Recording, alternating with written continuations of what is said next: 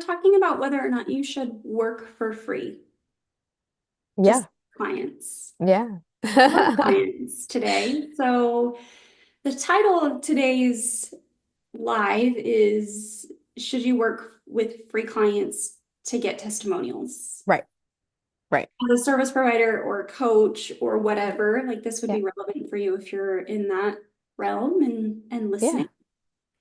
So, Yeah. The reason I thought about talking about this, I think the reason it came up for me is because a lot of my students in HLC, they don't always have client results right away when they come in to HLC.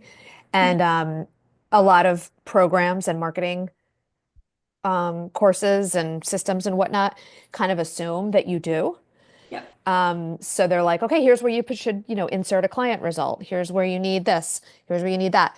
Um, and so like because I know a lot of my students that come in are, like a lot of them might even have clients from like a previous version of their business where they maybe weren't online, they were brick and mortar, for example, or some of them are transitioning from something, a life where they did something pretty significant in the corporate world or whatever, and they're going into coaching, and so they don't actually have like coaching testimonials yet.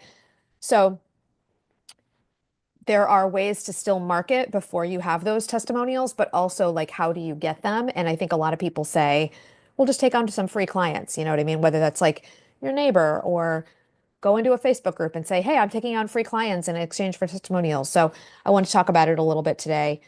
Um, and yeah, see what you think. See if you ever did this in your business in the beginning. I know I did. And just kind of talk about the pros and cons. So that's where I that inspiration came from. so I actually just started at such a low rate that Yeah. it was just easy for people to be like, yeah, I want to work with you. Mm-hmm. $200?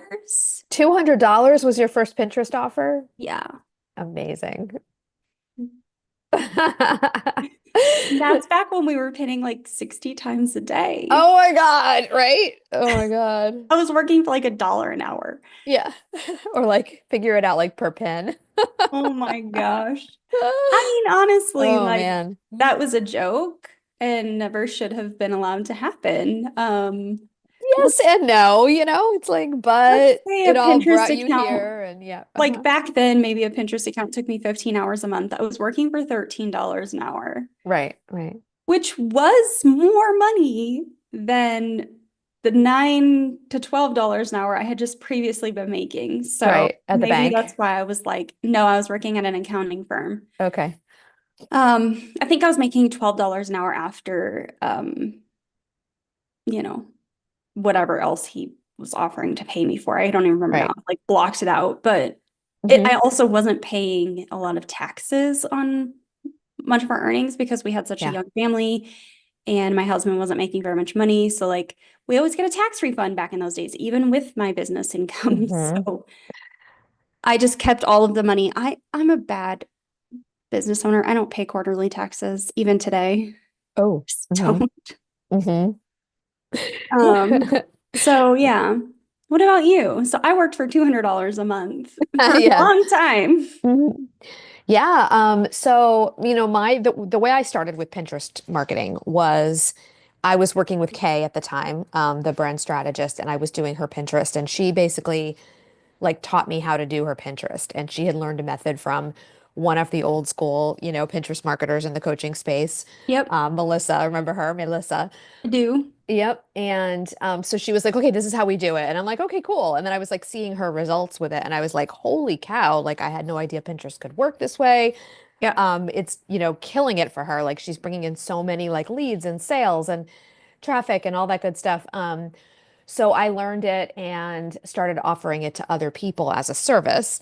And I did need other clients, so I had her as a testimonial, which was great. So that was kind of like a built-in situation, and I certainly was not working for her for free. But I did need to have, more like a, more variety of clients. Plus, I needed the experience too. So Yeah. it's not just about having the testimonials, it's also about having the experience that brings that confidence to be able to say, like, yeah, I can do this on more than one account. Also, starting accounts from scratch, I needed experience with that because I really enjoyed doing it. So I reached out to a couple of people who I admired their work in the coaching space. And I said, hey, I'll do this for you. I'll set up your Pinterest account for you for free. And I made a case for it. I explained like what Pinterest can do and how I would do that and whatnot.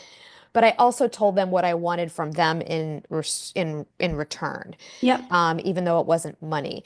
And so I think that's the key to this. I really, really want to get to this part to talk about how I don't necessarily think it's bad to work for free, but you really, really need to set it up and structure it in a very specific way so that not only is it going to be beneficial for you, but also it's not going to be destructive. And I'll explain what I mean in a second. I do want to do a shout out to my friend Michelle McLean.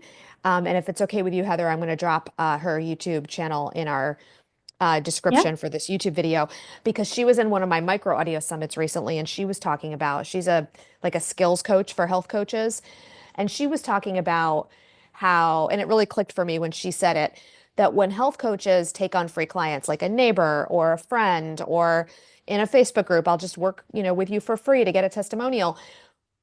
Oftentimes what happens is if the person says yes and they don't have any like skin in the game so to speak, they don't end up, you know how they say that, we pay attention to what we pay for. Uh-huh. They don't end up showing up for sessions or they don't do the work in between the sessions, all that kind of gobbledygook. And you and I have both experienced that too with clients who are either, really at the like, who are paying a really low rate or for free.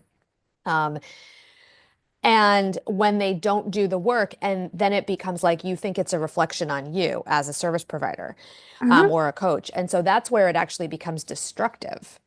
So not only is it not getting you what you want, it's actually making you feel crappy, right? And that's really Hmm. bad news. So Michelle talked all about that, and I'll drop a link to a video that she did on that topic for anyone who wants to hear more about that. But getting back to yours and my experiences, what I did was I was very specific with the people. I asked them to, even though I was doing it for free, I asked them to jump through a couple of hoops first to make sure that they were serious and really wanted a Pinterest setup.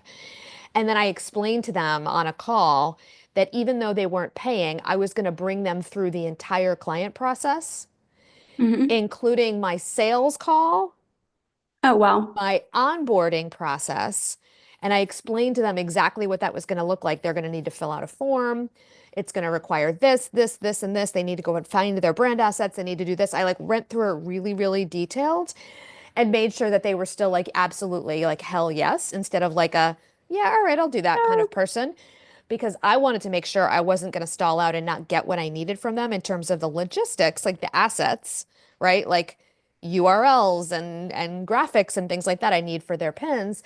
But also, I wanted to make sure that they were going to be responsive to questions and things like that. And that they would basically show up and do the work, so to speak, even though there wasn't a lot of work for them because it was a done for you offer. There still was some, and I wanted to make sure they understood that. yeah. And I think that's the key to working for free, really. When you had like clients who were paying like $200 or whatnot, do you feel like you were experiencing that situation where people were like not really feeling like they really had a lot of skin in the game or um No, I okay. provided the best service that I could for every dollar that I charged. I see you smirking. You're like, you're I like, worked so hard. I know. I know. Go ahead, keep going. I worked just so hard. I'm just like thinking back to those moments where I Yeah. was literally sitting on my couch in my living room and I had taken our youngest daughter out of daycare because I was home. Like I didn't need her to be in daycare for $800 a month or whatever because Yeah. I was at home. So Mhm. I just remember her like toddling around the house. She was like 2 years old Oh my and gosh. she was, bumming around the house, Right. her blocks and her dolls. And I'm just over here like trying to pin while Yeah. also like keeping her out of things. And yeah, Hmm. I worked so hard for every dollar that I earned for those Yeah. clients. And some of those clients were getting amazing results back then. It was a different Pinterest ecosystem back then. No, I feel like they got the full value of what they were paying for. And did they give you what you needed at that rate, or do you feel like people, when you started charging more, were more likely to like give you what you needed? So Actually, most of the clients that I worked with back then were traditional bloggers. Mm-hmm. So they were blogging every week, and Mm-hmm. it was like you know, you could like time it when they Mm-hmm. would be publishing a post. Yeah. So there Sometime Tuesday wasn't between much 8 you to needed. 10. No. And like, so everything was there. And back then we didn't really pin to anything other than the blogs. Like we didn't pin to service Yeah. pages or portfolios. We didn't Mm-hmm. pin to opt-ins or products or Mm-hmm. anything. We were just pinning to those blog posts. So pretty much they had content go on their blog and I would go behind them and I would pin all of those. And that was really like when I started doing Pinterest marketing. I started my website in 2016, and it was Black Friday of 2016, I bought Tailwind for the first time. Mm-hmm. I had tried Word Booster, but it didn't make any sense in my brain. Like, why are we doing this? Um, but I still took that same philosophy into Tailwind with all of the repins and everything. Mm-hmm. Yeah. So I got Tailwind in November of 2016, and I got my first client in January of 2017.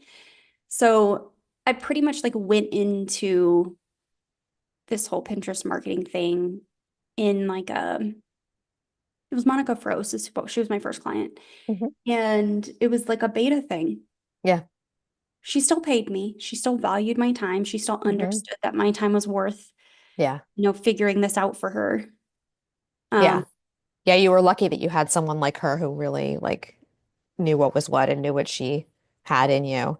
yeah. And also, you weren't working for free. She was just paying you what we now And know is a very low honestly, rate. I don't know that I can't remember what she was paying me exactly because I did Mhm. so much for her back then. Right, Like right.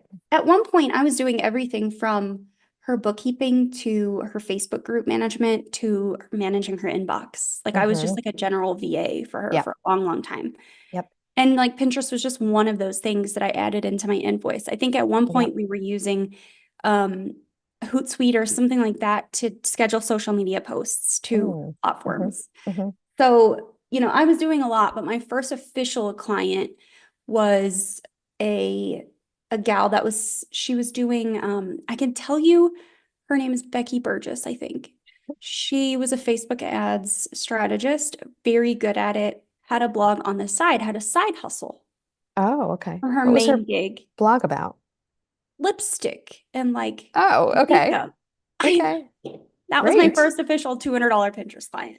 Yeah. She came through Monica, and Yeah. then after that, the ball just kind of started rolling, and Hmm. um, you know, Yeah. Little walk down memory lane.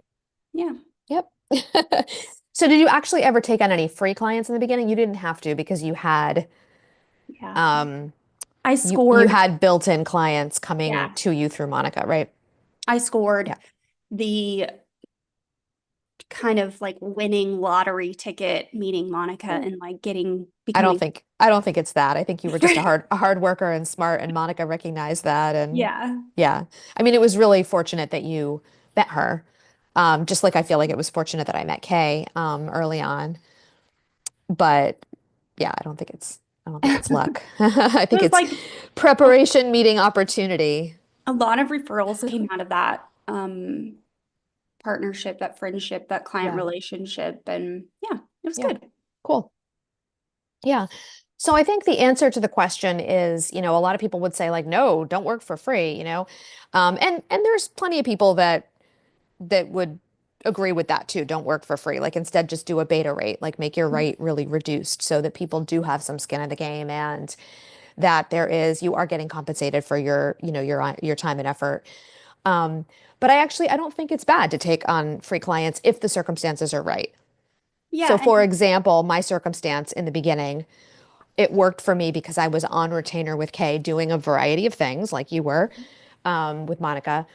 And I wanted to specialize in Pinterest. So I knew I needed to take on some more Pinterest clients. yeah, And so I took on at least one, Daria was her name, and maybe a like that second name. one as well for free in order to get the experience, have the portfolio really, because I could point to Mhm. their profiles, and then also, get their testimonials.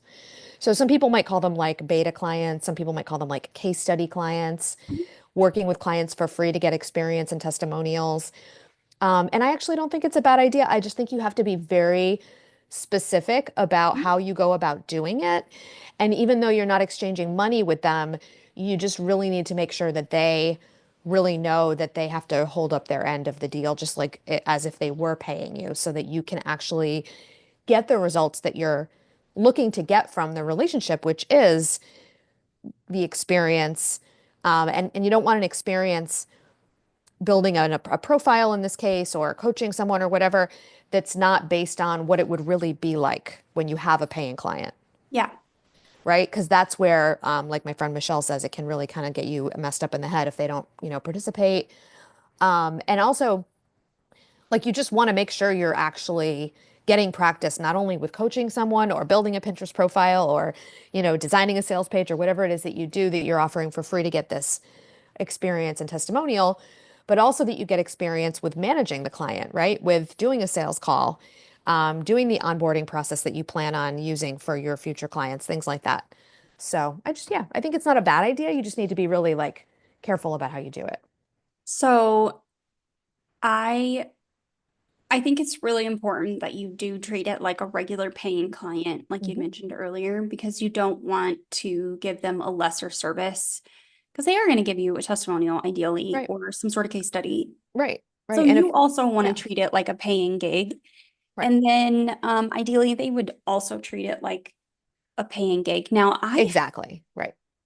I have had a lot of issues and even one as, recent as February. Hmm. Um, where I personally cannot take on free work because I personally do not treat it the same way as if I were getting paid. Hmm.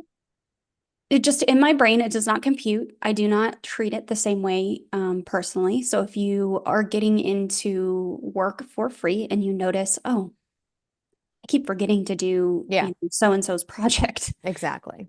Um, in that case, I would probably tell you you should just charge a smaller fee, Right, just a really low fee. right, right. Because then there is an exchange of monetary value there and your Hmm. brain might treat it differently. Now, I don't really care about money. It, like it doesn't motivate me the same way as a lot of entrepreneurs. A lot of entrepreneurs like want to gut their houses and make them super fancy. I have done some of that only because I needed to. Okay, this house was in the 1980s still. Um, but I'm not like taking luxury trips or using the income in my business to do like crazy things. Hmm. But there are certain ways that money does motivate me, and that this is one of those situations. Well, we all need to have enough of an income from our business to make it sustainable and meet our needs and our family's needs. And But there comes a point where mhm. you won't need to do free work anymore, and you'll just Oh yeah, gladly be charging your normal rate, and you'll be like so happy, and your yeah, clients will come to you and they'll be so happy, and like yeah. eventually you'll get to that point. But in the beginning, if you do need to do some free work or Hmm. charge a really low rate, I Yeah. think it's a great idea. Yeah, I think it's a really viable way to get started. I also think not everybody has to do it, as you illustrated. If you Mhm. are in the right place at the right time and you are prepared and Mhm. you meet opportunity, because again, I don't believe in luck, but you were well prepared and you had an opportunity, then you may not have to. But Mhm. if you're going to, just make sure you're setting it up to give yourself every advantage and make sure that, like you said, that person is treating it as though they were paying you. Yeah. Um, and I mean, that may sound like it's a little bit challenging, but really it comes down to doing it the way I did, which is basically just spelling it out for them. Like, even though you're not going to be giving me money, you're Mhm. going to be giving me your time because I'm going to bring you through this onboarding process and explain the whole thing to them and every part of the commitment that they're making to you. Mhm. Yeah, and I think at the end, once they see all of the work that you put into it, if you did it for free or if even if you Mhm. did it for really cheap, these beta clients are going to be like so grateful because ideally you would have Yeah, explained it to them like what Jana is talking about.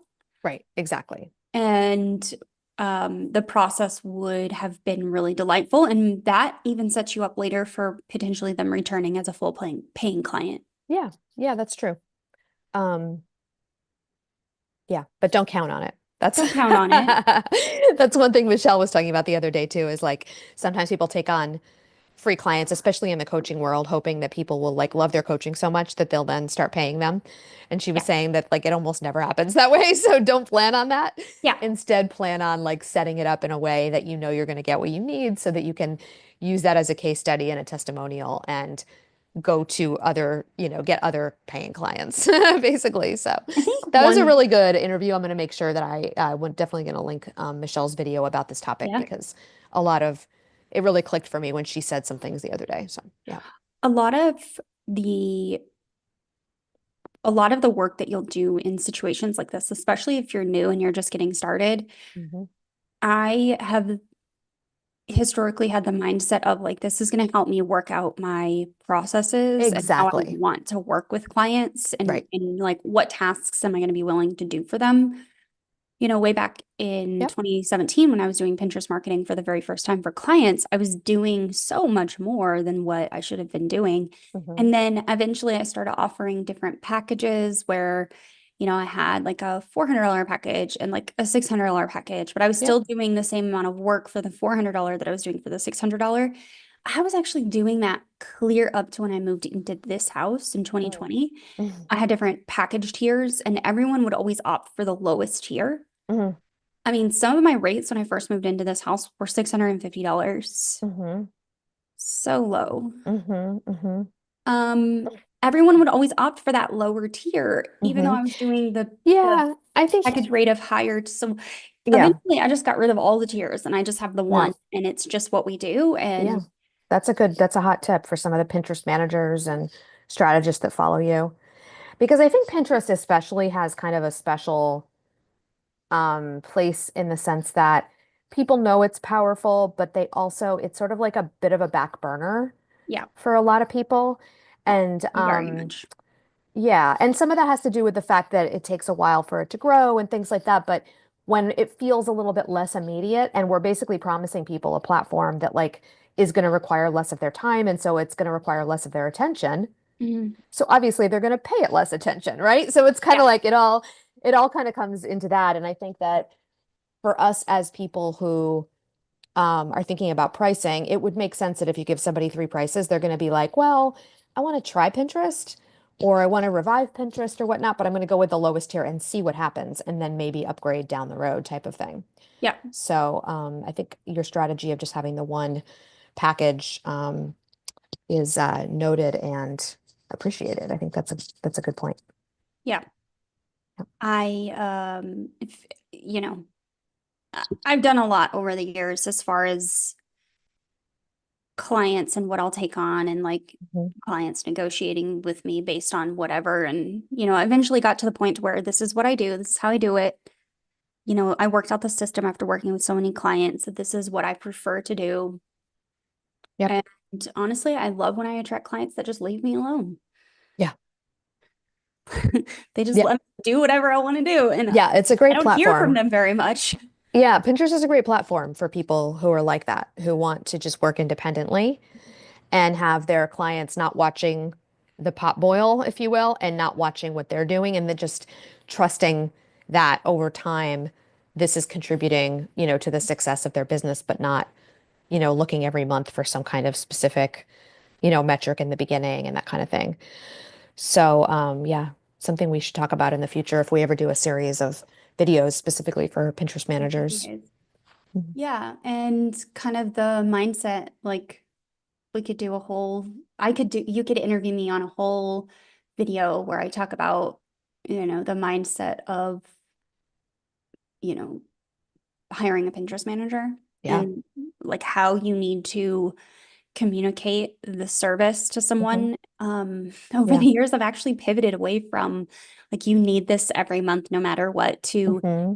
let me in there for 90 days. And if Hmm. after that 90-day time frame you want to go, at least you will have a really solid strategy set up and Hmm. parked and it's there. Hmm. And that has just taken so much relief off my Hmm. shoulders. And I think it Hmm. also takes a lot off of clients' shoulders as well. So like these are definitely conversations that we can have if people Hmm. are interested in having them in relation to being a Pinterest manager. Yeah. Yep. Gotta getting your brain, Heather, and extract all that good stuff for your your Pinterest manager and VA followers. I know. And that program I really want to create, but I haven't Hmm. made time for. Yeah. Well, what do you think? I think we have covered what I wanted to cover today. How about you? Great. No, I think that this was a good conversation. I Yep, think me people too. can walk away feeling confident that they can do either or. Yep. And There is a way to do it. You just have to do it carefully and make sure you're setting the right expectations. it's all in the expectations. Hmm. So next week, we're talking about evergreen content and why it's essential for your long-term business growth. Yeah. And I know we're gonna chit chat like crazy on this one. Yeah, it'll be a good one. We're both such huge believers in evergreen content. Hmm. Uh-huh. And then the weeks that precede that, we have a three-part series on content that converts coming up. So be sure to head over to the YouTube homepage thing on my YouTube channel and go to the live Okay. tab and get yourself notified on whatever videos you want upcoming. Same place, same time as usual. Janet, anything to add? No, I'll see you next week. Talk All to you right. sooner.